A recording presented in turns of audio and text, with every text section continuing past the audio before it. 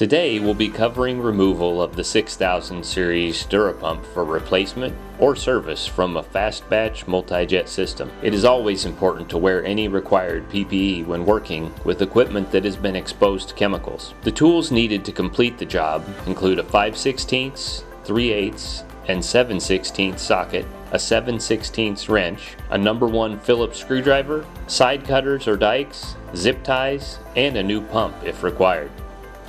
Start by draining and rinsing the system with clean water. If not already off, turn off the system.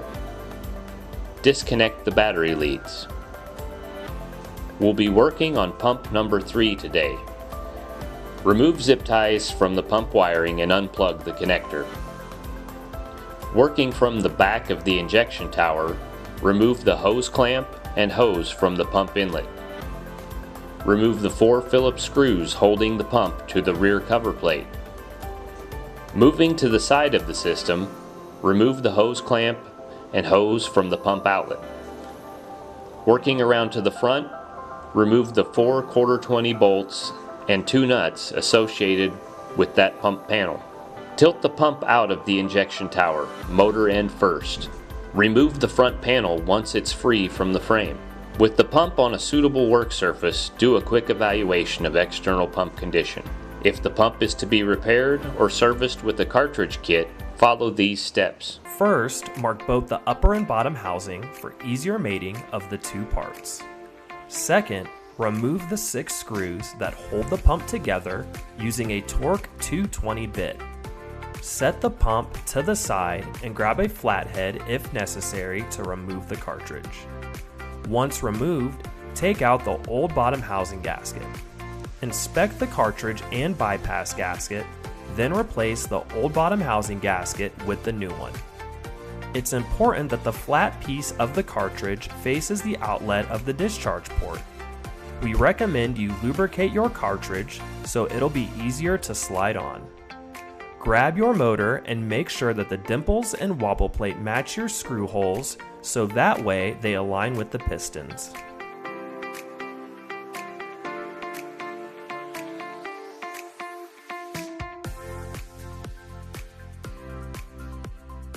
Start all your screws before tightening and then tighten into a star pattern formation.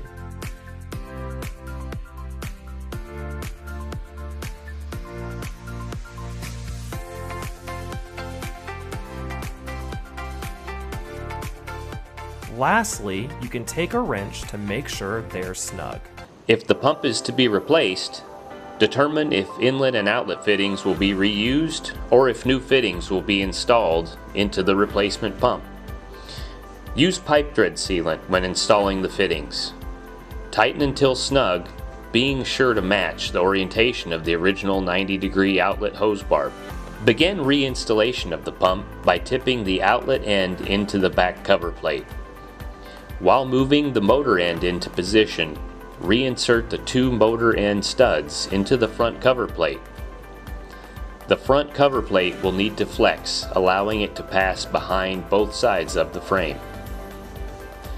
Reinstall the 2 nuts onto the motor end studs, but do not tighten. While aligning the pump and cover plate to the frame, reinstall the 4 1/4 bolts and nuts. Snug all the mounting hardware. Reinstall and snug the 4 Phillips screws on the pump inlet, followed by the inlet hose and hose clamp. Next, reinstall the hose and hose clamp on the outlet. Moving to the other side, reconnect the pump harness and tidy up with zip ties. Finally, reconnect the battery leads. The system is now ready for use. Dura products. Fast, simple, safe.